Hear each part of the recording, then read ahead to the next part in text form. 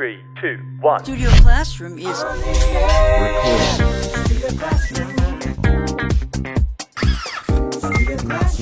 stand by.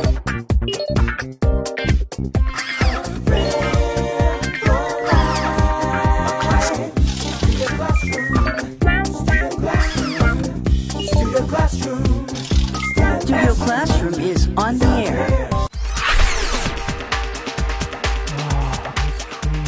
Oh, Studio Classroom. Welcome to Studio Classroom on the air. Your English will improve today, of course. I hope you believe it. My name is Gabe. Now, do you know how to describe your favorite things in English? How about describing your favorite food? I do. I know how. I know. I speak English. But if you had the opportunity to tell a foreigner about a famous dish and how it's made, what would you say? What words would you use to describe it? The name of today's lesson is Warm Up with Hot Pot. Yes, our lesson is about something you know all about. You know what is involved in a hot pot meal and what you should do because it's so good. I love hot pot. But do you know the English words to use to talk about this? Nouns like broth and verbs like dip. We will talk about these and much more today. By the end, you'll know how to have an engaging conversation with anyone from anywhere about this hot, soupy, delicious meal. You will be a hot pot pro. Let's go.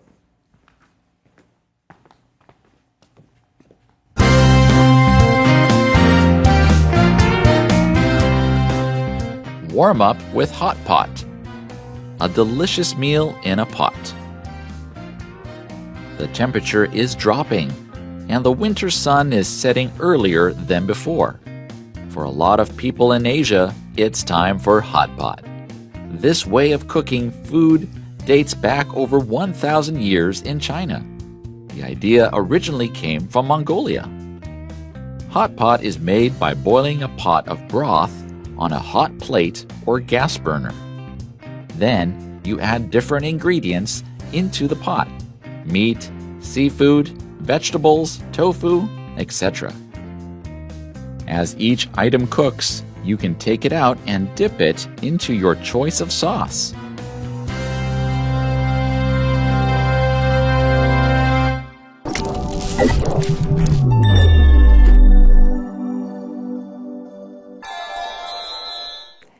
Hello everyone, welcome to Language Lab. I'm Jack. 今天的第一个字是 temperature。temperature 是一个名词，意思是气温或是温度。例如 It is sunny outside, but the temperature is rather cold. 外面有出太阳，可是气温还是蛮冷的。或是 The nurse asked the boy to hold still so she could take his temperature. 护士要小男孩不要乱动，好让他能够量体温。我们也可以用 temperature 来指发烧。譬如说 Jamie isn't feeling well, and she thinks she has a temperature. Jamie 身体不太舒服，她认为她可能发烧了。接下来我们要看的是动词 dip。在文章里 to dip 的意思是沾一下。譬如说 These dumplings will taste better if you dip them in the chili sauce. 这些饺子如果沾上辣椒酱会更好吃。To dip 也有降下去的意思。譬如说 Mark's business was doing well at first, but then sales began to dip last month. Mark 的生意一开始还不错，但是上个月的业绩开始下降。或是 We stayed on the beach long enough to watch the sun dip below the horizon. 我们一直待在海滩上，看着太阳落入地平线以下。Thank you very much, Jack. Hello, everyone. I'm very happy to be with you today as we talk about one of my favorite meals here in Taipei, hot pot. My name is Rebecca. Well, it's time to warm up with hot pot. That's what our lesson says in our title, right? Warm up with hot pot. And we want to take a moment right now to talk about those words, to warm up. And we also want to mention the opposite, which is to cool down or to cool off. When you warm up somehow, that means you make your body temperature get higher. You get warm when you were cold. That's right. For example, after playing in the snow all day, Joe warmed up by drinking a cup of hot chocolate. Excellent. So you can warm up by doing something. Our title says you warm up with something, warming up with hot pot. And the opposite, of course, is to cool down. When might you cool down or cool off? Well, I like to cool down on a hot day by going swimming. Perhaps other people like to cool down or cool off by going to the beach. Oh yeah, getting in the water somehow, right? Cooling off. Maybe having some ice cream. That's a great way to cool off as well. But I imagine a lot of you are not thinking about ice cream right now when the weather is not that hot. Still, some people like to have ice cream all year round. How would you like to have ice cream hot pot, Rebecca? Ice cream hot pot. How is that even possible? Oh, yeah. No, I have heard of fried ice cream. Oh, that's right. Ice cream that is fried, but ice cream in a hot pot, I don't even think that's possible. You'll have warm, sweet milk. Yeah, that would be probably not very pleasant. Well, let's learn about hot pot here. A delicious meal in a pot. The temperature is dropping and the winter sun is setting earlier than before. And before we continue, we want to talk about some of these words and how you can use them in English, learning how to talk about the temperature and how to talk about the sun. When the temperature drops, it's getting lower. When it rises, that means it's getting hotter. That's right. Now, here is another way that you can use this phrase, the temperature is rising. When making candy, you have to use this special tool. You put it inside where the candy is in the pot, and then you need to watch it, and you watch as the temperature rises. And once it reaches a certain point, then you know it's done. And then you could let the candy cool off and then eat it. Yes, and then you can watch as the temperature goes down. Okay, the temperature can go down or the temperature drops. And our lesson here talks about the sun. The sun sets at the end of the day, and of course the opposite of that. We also use the word rise. The sun rises in the east at the beginning of the day. That's right, and this just reminds me, I love going to the beach to watch the sun rise. I also love going to the beach to watch the sun set, but I can only do that in California. Oh, you mean watching the sun set? Yes, in California, I can go to the beach to watch the sun set. And you can go to Virginia, your other favorite place. To watch the sun rise. Exactly. Now, friends, Rebecca just used those words as a noun. You put them together. Sunrise becomes a noun, and sunset becomes a noun. One word, okay? But we continue here. For a lot of people in Asia, it's time for hot pot. And it is. It's time for hot pot. This way of cooking food dates back over 1,000 years in China. The idea originally came from Mongolia. We could also say it originated in Mongolia. That's another word we'd like to teach you. That's right, the word originate. So what does this word originate mean? Well, it's like the word originally come from.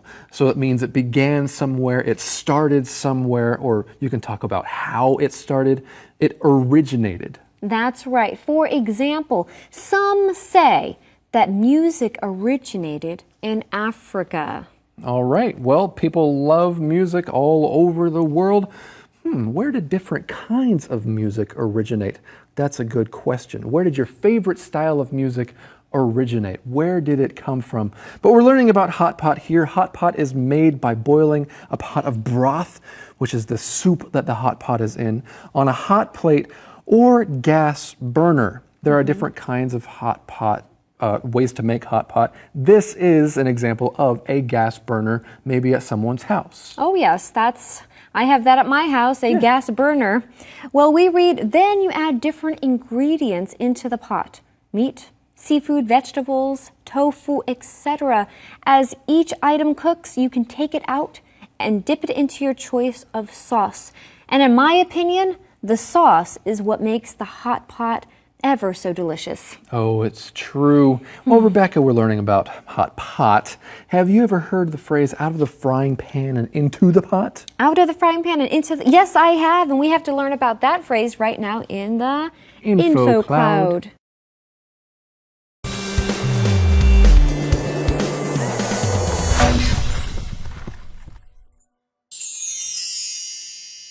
Hello, friends. Welcome to InfoCloud. Today, I want to share a traditional English idiom. Out of the frying pan, into the fire. Ooh, just by listening to the literal meaning of that expression, I can tell it's not describing a very comfortable situation, is it? Not at all. Out of the frying pan, into the fire is an idiom used to describe getting out of a bad situation, only to find out that you are in a worse challenge than before. For example, after John quit his underpaying job to start a business, he is in a greater debt than before. He went from out of the frying pan into the fire. This expression comes from historical English fables and has been used for hundreds of years. Here's another example. Lincoln got into an argument with his girlfriend and the next day bought her a terrible gift. He went from out of the frying pan right into the fire. Yikes. Being in a frying pan would be extremely painful, but being in the fire sounds even worse. 当一个人的状况越来越不好，我们会说他每况愈下。英文可以用 out of the frying pan into the fire 来形容。Frying pan 是煎或炸东西的平底锅。Out of the frying pan into the fire 就是跳出煎锅之后却跳入火坑，情况越来越糟。例如 John 辞去了一份低薪的工作去创业，但是却陷入了更大的债务，你就可以说 John is out of the frying pan into the fire. John 现在的状况比之前更惨。这就是今天的 InfoCloud， 我们下次云端见。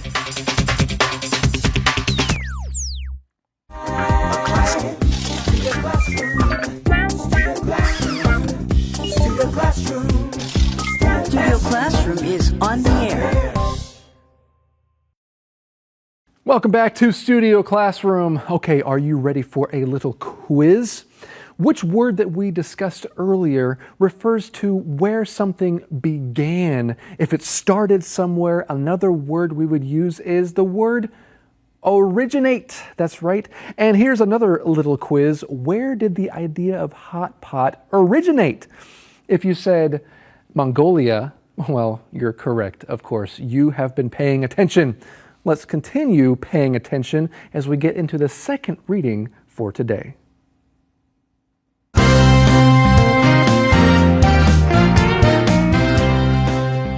Warm up with hot pot. Many different kinds of broth can be used for hot pot. You can choose a plain broth or one with a lot of flavor. One kind of spicy hot pot is called mala, and it is very popular. The participation of each individual adding and taking out ingredients adds to the flavor of the broth. So eating hot pot encourages diners to talk, share, and serve each other. But you can enjoy a personal hot pot by yourself.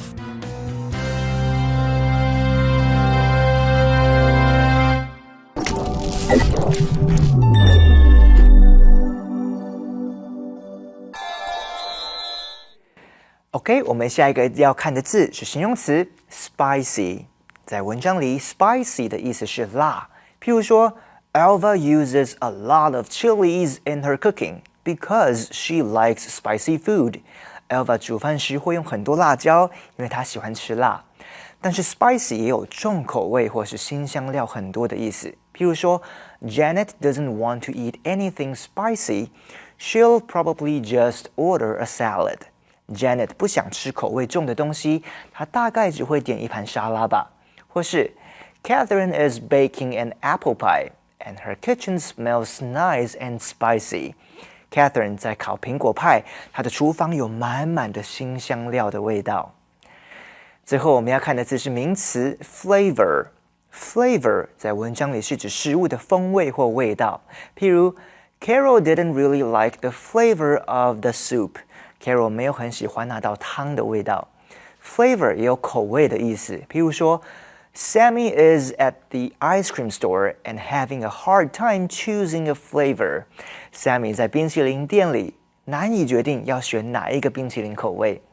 我们也可以用 flavor 来指风格或是特色，譬如说 Talia likes the restaurant. The whole place has a bit of a Mediterranean flavor. Talia 喜欢那家餐厅，整个地方的气氛有一点地中海风格。All right, let's get back to our teachers. Thanks, Jack. I really like the flavor that you add to our program. Yeah, spicy. Okay, let's continue with our lesson here. We're learning about different kinds of broth that you can use for your hot pot.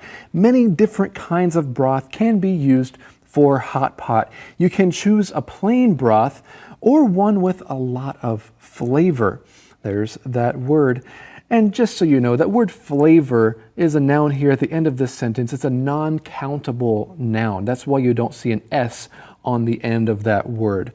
So, Rebecca, what do you think about this picture right here? I mean, you've got two different kinds of broth in this picture, in this pot. Do you like the spicy one, or do you like kind of the regular broth? I definitely prefer spicy hot pot. Oh, yeah. I think it has more flavor.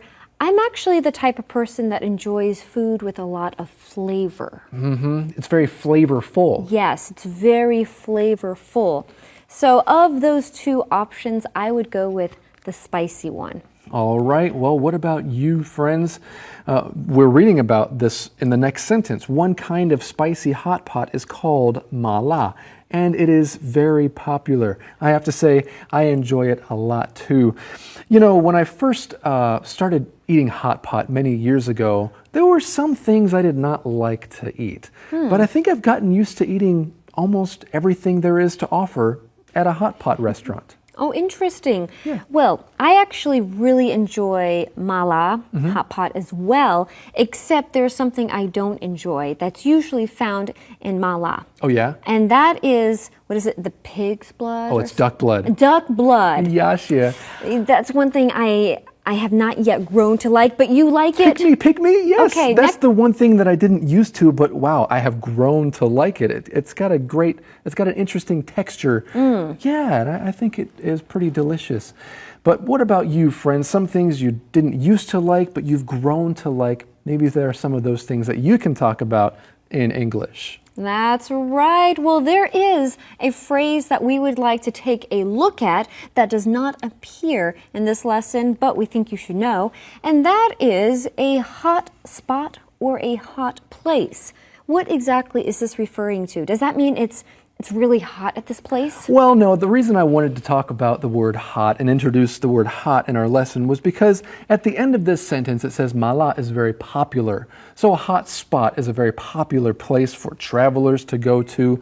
A hot item somewhere is maybe an item that sells out really quickly at a store that a lot of people want to buy. So there are different ways that you can use the word hot to mean popular. That's right. For example, that coffee shop is a hot spot for college students. Or you could say maybe Taipei 101 is a hot spot for tourists. A lot of tourists, when they come to Taipei, like to check out Taipei 101. And of course, on your phone, if you would like to share internet access with somebody else who doesn't have Wi-Fi or data for it, you can open your hotspot. On many phones, that's called a hotspot as well.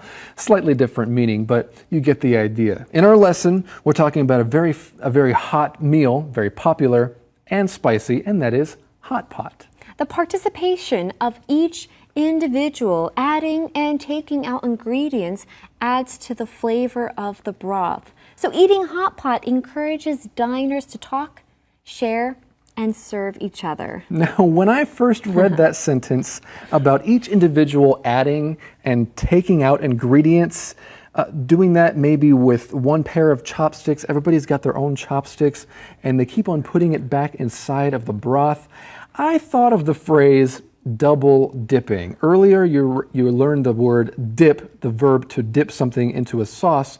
Well, when you double dip, that's what we call it when somebody takes their food and keeps putting it back in the same sauce dish, usually a sauce dish that everybody else is also sharing, and that is called double dipping. That's right. This actually reminds me of my niece when she was younger. I don't think she does this anymore, but I remember one time she had a French fry. She dipped it in ketchup. Then she just licked the ketchup off, and then she put it back in the ketchup. She didn't bite the French fry, she just licked the ketchup off the French fry. That just must be a thing a lot of kids like to do, because my nieces and nephews like to do the same thing. Kids just love sauce. My son does the same thing with his chicken nuggets. He takes and dips it in the sweet and sour sauce, licks off the sauce, and then double dips back into the sauce. So often people use this word double dip in kind of a negative way. They might say, there's a rule here at this table, no double dipping, because they don't want to share each other's germs. But we read on here, you can enjoy a personal hot pot by yourself. And right now it's time for us to enjoy today's SC Travel.